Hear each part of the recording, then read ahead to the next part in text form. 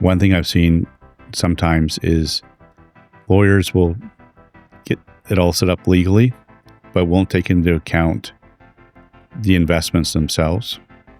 And so I would highly recommend it, unless you're prepared to do it yourself. Make sure you have an investment professional that before you kind of settle and what have you, when you start getting an idea what it's going to look like, make some suggestions to you on how best to receive assets. If you receive stuff in a registered account, for example, like an RRSP, there's eventual taxation on it versus getting it in a non-registered account. Welcome to the Divorce Circle. We are here for round 2 with Seth Allen from Cadence Financial. Thanks again for joining us, Seth. We had a lot of information to cover last time and just wanted to add to some of our conversations because it was so much good material. Thank you for having me back for the second part 2 of this. How would you help clients prepare for a new financial reality post-divorce, specifically if they were not the one who made the financial decisions in the marriage? Okay, so that's all right. Post-divorce, they have a settlement of monies and financial assets, and they've had time to reflect and kind of gone through the things I've talked about before. They know what kind of outcome that they're looking at. Maybe they're going to go back to work, or maybe they're going to stay in retirement, or the kids, they need a few more years. So let's assume they have all that done. I think the second part of that is they need to decide whether they're going to do this themselves. In other words, self-directed their investments and what's involved with that, or are they going to use a professional advisor? And I think there's merits to both. I think, unfortunately, in good markets, people, and it's just human bias, we tend to, they call it hindsight bias. The market was up 20% last year. Oh, this must be easy. I can just do it. The worst mistake you can make is you decide to do it on your own. You've kind of got everything set up nicely and you forget about it. You don't, and I say with any asset, you can't just leave it out. You can't leave a car out all year long. It's going to get weathered. It's going to get damaged. You can't leave a garden unwatered and what have you. It's going to get overgrown with weeds and stuff like that. So I think you need to decide, are you prepared to put the time in to look after that yourself? I think if you decide to use a professional, what you need to do is, it goes back to the values you talked about. You need to see first off, do my values, do we jive here? Because when you think about it, you're actually getting into another relationship of sorts, right? This time with a financial professional. And it's not that they're going to be hanging out at your house on Friday night watching movies and things like that, but they're going to get to know a lot of things about you at a very intimate level. And you need to feel comfortable. And you need to feel that they don't have to check off every box that they agree with you on everything value-wise, but there needs to be an overlap, or I call it a Venn diagram of common values there. And I say that as a starting point because too often it's easy to say, okay, what's your fee? And you just run around, phone everybody, and go with whoever has the lowest fee. Well, that might work buying bananas, but buying financial advice, you might end up with something very good, but you could also end up with somebody who not only doesn't represent your values, but isn't really listening to you. And Sabina, you and I have talked about this.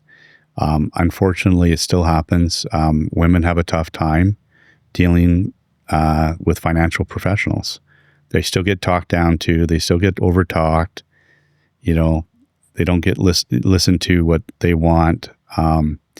So, I think those things are really important if you're going to use a financial professional. And I think too, for women, not necessarily always women. I think if you're not, sometimes it's the men that are not the financial drivers in the relationship, and it's feeling stupid when talking to that financial advisor because they don't know what questions to ask. They don't necessarily know what an EFT is, or a stock, or a mutual fund.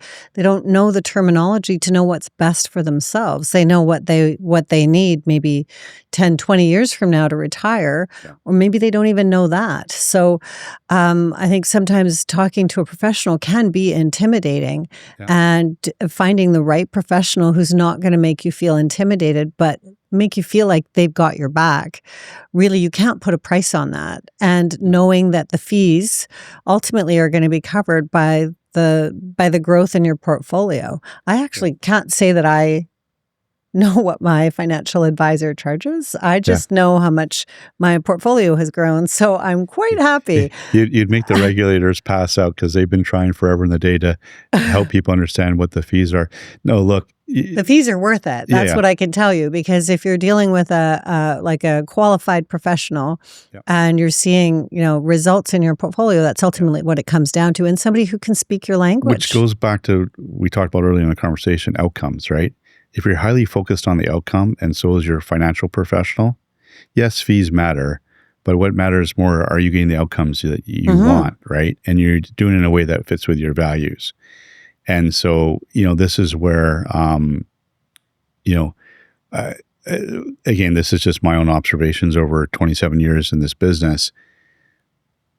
Interesting enough, I would say both men and women equally feel silly sometimes in front of a financial professional. The difference is I find that men, and I tend to, I would say kind of override that and kind of come across a little bit more confident. But the reality is they don't really know much more than a woman. Women, I actually find, when they feel comfortable, will ask questions and will say, help me understand, or I'm not getting this.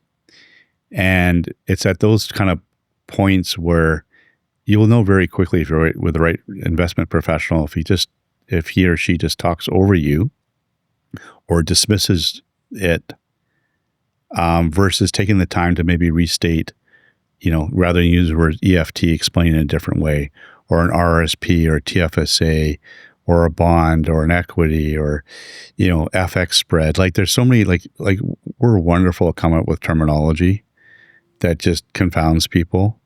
And, again, going back to my own mother, she has a PhD in educational psychology, right? She was a teacher. I can tell you right now, there's stuff that she sees in our statements that are as confusing as anything. Mm-hmm. And so I just really, I implore people, don't ever feel silly or stupid, because interesting enough, I actually use those things when somebody makes me feel that way. It makes my stomach kind of stir a bit and what am I missing here? And I do that when I'm talking to companies. They're, the CEOs or the CFOs about, their outlook or their growth potential.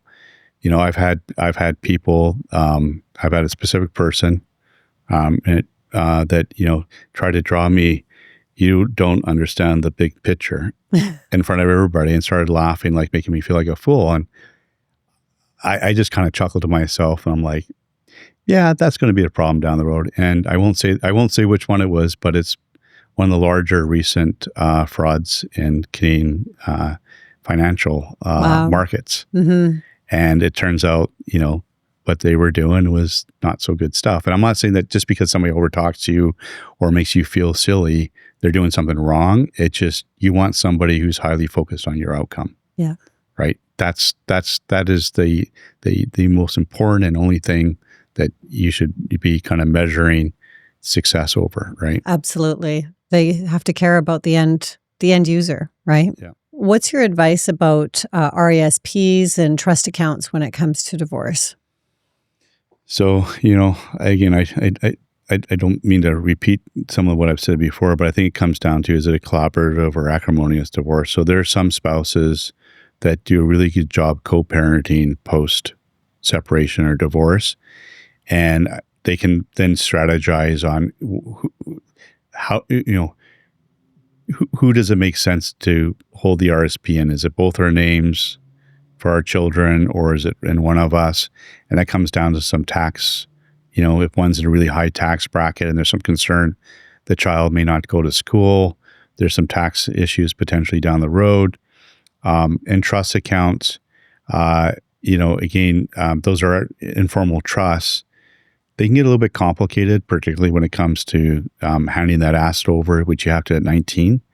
And it's something to think about, because if you're in a very traumatic relationship and the children are going through perhaps a lot of therapy and issues getting over things, you maybe don't want to give them a big pot of money. You're forced to, you have to at 19. You may want to push that down the road. So I think that, when you're going through the divorce, there's a legal part of it, but you really need to start mapping out like, okay, as we get to the other side of this, where are the kids going to be sitting, right? Both financially, emotionally, where am I going to be sitting, right? And you need to kind of coordinate it that way, because I have seen cases where an trust account was left out of the divorce in terms of settlement money, but it was agreed that one parent would look after it because they had more financial wherewithal.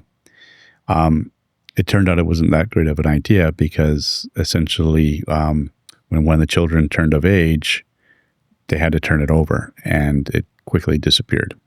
I think one thing I would highly recommend, accountants are great at their job, lawyers are great at their job. One thing I've seen sometimes is lawyers will get it all set up legally, but won't take into account the investments themselves. And so I would highly recommend it, unless you're prepared to do it yourself. Make sure you have an investment professional that before you kind of settle and what have you, when you start getting an idea what it's going to look like, make some suggestions to you on how best to receive assets. If you receive stuff in a registered account, for example, like an RRSP, there's eventual taxation on it versus getting it in a non-registered account. If you get, there's one client right now where she's dealing with somebody who's a majority owner in a private company, and they wanted to give the shares as part of the settlement. Well, how are you going to get liquid on that? And you're beholden to that private company that has no disclosures. It wouldn't really make sense to do something like that, even though dollar figure wise it matches up. And again, I go back to those outcomes is, when you take time to think and reflect, and again, you can do it on your own. You don't need a professional, but I would suggest having a good investment professional give some feedback on that. This is where, again, coming back to the divorce team is so incredibly important. Your lawyer is there to help you get a settlement within the parameters of British Columbia law or Canadian law. But if you get that agreement and then you go to your professionals, you might find out afterwards that you've made decisions that aren't financially wise. So it's important with investments, but also with your mortgage, finding out where you're going to qualify, how you're going to get to the next place. So, or your accountant in terms of the tax implications of what you're signing. So I think that when it comes to, your separation agreement, it's always important to make sure you're getting all that advice up front. And that's what I'm hearing from you. Is that right? One big example, here's a perfect one that I've unfortunately had to help work them through it with them. So they ended up getting much more than they expected in a settlement. But what they got was 2 homes, an RRSP, and a life insurance policy, and no liquid assets. And so when taxes came due on the properties and things like that, and all the things that come with owning property, and unfortunately this was during the credit crisis in 2008, where there wasn't a lot of homes being sold, they had to rate the RRSP at high tax rates and the insurance policy at a time that wasn't necessarily the best. And so there was an example where on paper it looked really good, but if you kind of walk through and this was somebody who didn't have any credit, so it wasn't like they could go get a mortgage or line of credit or anything like that. So here's a case where, you absolutely, if they had talked to a financial professional, they would have helped point out those things to them, right? So we're going to do some quick lightning round questions here for you. Fire away. So what's one red flag to look out for in divorce settlements? The too good to be true. And it kind of goes back to the example I gave about ending up with assets that are either illiquid or not in a good tax situation. Just because you may be getting more than 50%, kind of ask yourself, why is that? I think that lawyers are pretty good at sniffing out when the other side is not being forthcoming. Listen to your lawyer. I can't tell you how many times where a client of a lawyer has kind of held back or hasn't quite followed the advice. Lawyers do this every day, and they know.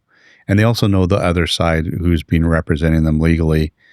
So, I think there's that. I think the other red flag that you need to kind of watch out for is, I call it the newfound friends, the people that want to give you advice, that don't have any skin in the game. They have no obligations to you. They're not a fiduciary.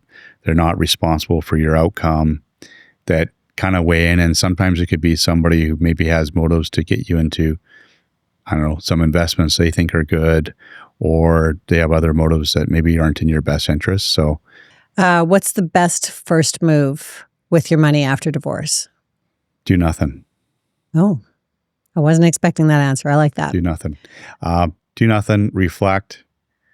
I know I've again, I don't know how many times this will come up in the podcast, but like, you really need to figure out these outcomes you need, right? That is the ideal situation. Take your time, go slow. Yeah. And if you're able to, maybe take a vacation. Yeah. Just do something for yourself. Be selfish, right? You've gone through a real emotional situation, and even a good one is still emotional. An acrimonious one is PTSD stuff you're dealing with. Take a little vacation or have some me time and do nothing, right? If you got the settlement done right, ideally it's cash-like, or it's, very conservative type investment. So it's not going to go anywhere. And so, yeah, the best thing, do nothing. And what's the biggest myth about wealth and divorce? The biggest myth about wealth and divorce.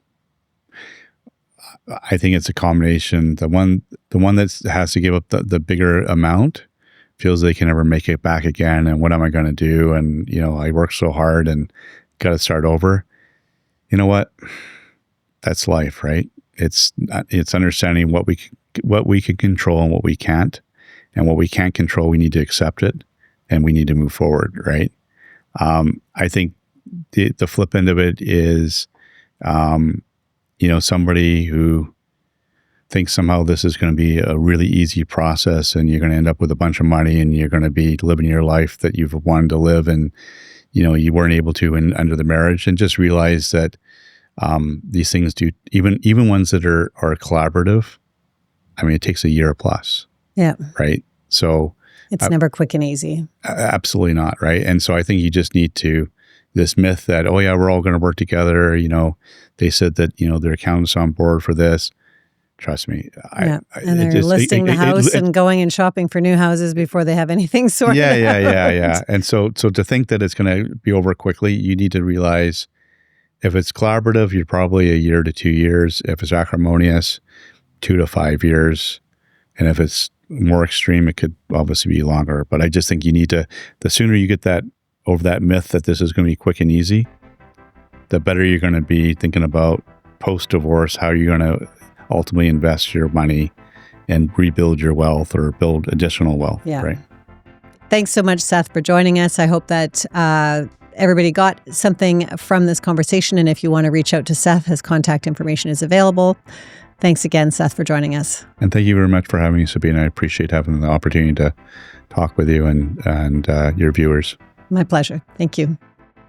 Thank you for joining me today on the Divorce Circle podcast. And don't forget to subscribe so you never miss an episode.